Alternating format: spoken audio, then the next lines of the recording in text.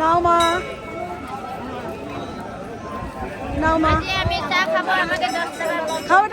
কলকাতাতেই এমন এক মন্দির আছে যেখানে শ্রাবণ মাসে ইচ্ছা পূর্তি হবেই হবে, একবার শুধু আসতে হবে।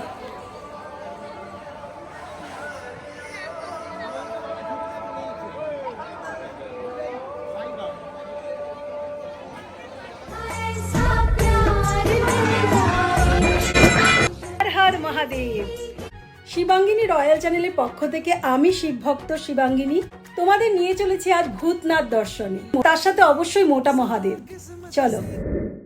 এটা কি তোমরা জানতে যে নিমতলা মহাশ্মশানের প্রথম যে মৃতদেহ পোড়ানো হয় তার ছাই দিয়েই পুজো হয় এই ভূতনাথ মহাদেব? আহিরিটোলা ঘাট আর নিমতলা মহাশ্মশানের মাঝেই আছে এই ভূতনাথ মন্দির, most sacred spiritual place in Kolkata. এখানে সমস্ত মনস্কামনা কিন্তু পূর্ণ। এখন এলাম মোটা মহাদেবের মন্দিরে। শ্রাবণ মাসে তোমরাও অবশ্যই এসো, মনস্কামনা পূর্ণ হবেই।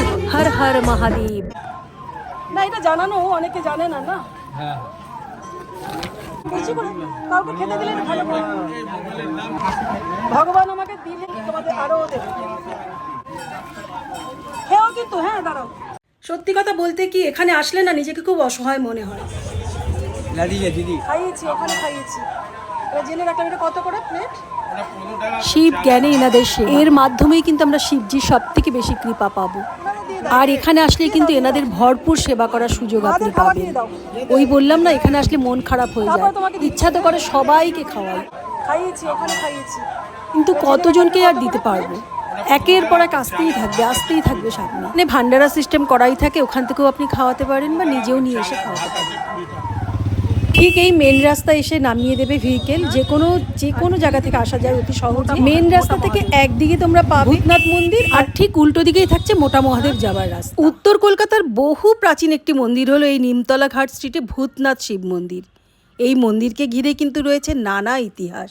নিমতলা মহাশ্মশানের মৃতদেহ পোড়ানো ছাই দিয়েই এই মন্দিরে প্রতিদিন শিব পুজো। 250 বছরের বেশি সময় ধরে চলে আসছে এই রীতি।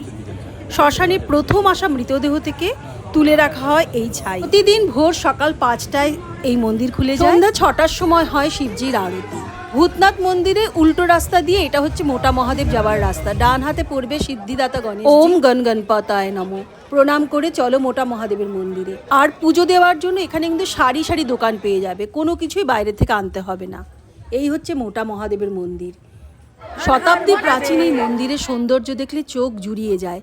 আর এখানে দেখো সবাই মনস্কামনা করে ঢিল বেঁধেছে, এটা কিন্তু এখানে অবশ্যই করতে হবে। কলকাতা ছাড়িয়ে বহু দূর দূরান্ত থেকে আসা মানুষজনের আজও বিশ্বাস এই প্রাচীন শিব মন্দিরে পুজো দিলে, ঢিল বাঁধলে সমস্ত মনস্কামনা পূর্ণ হয়ে থাকে।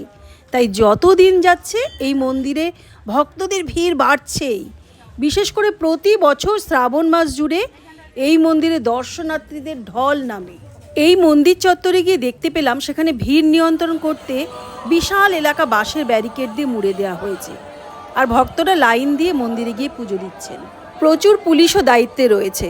গোটা শ্রাবণ মাস জুড়েই চলবে এই ব্যবস্থা। জানো কি বন্ধুরা, সুদূর বারাণসী থেকে এক জটাধারী সন্ন্যাসী এখানে শিবলিঙ্গ প্রতিষ্ঠা করেন। তারপরেই মন্দিরটি ধীরে ধীরে দক্ষিণ ভারতীয় রীতিতে তৈরি করা হয়। প্রতিদিন সন্ধ্যায় ভূতনাথকে স্নান করিয়ে ফুল দিয়ে সাজিয়ে তোলা হয়। এরপর ভোগ নিবেদন করে চলে বিশেষ আরতি। আর সন্ধ্যার আরতি শেষ হওয়ার পর শঙ্খধ্বনিতে সরগরম হয়ে ওঠে এই শিব মন্দির। শ্রাবণ মাসে বাবার আশীর্বাদে খুব ভালো হোক। আর পুজোর শেষে এই ঘাট দর্শন করতে কিন্তু কেউ ভুলবে না। এরকমই আরো ঐতিহ্যবাহী জায়গায় যাওয়ার জন্য আমার সাথে জুড়ে থেকে। হর হর মহাদেব।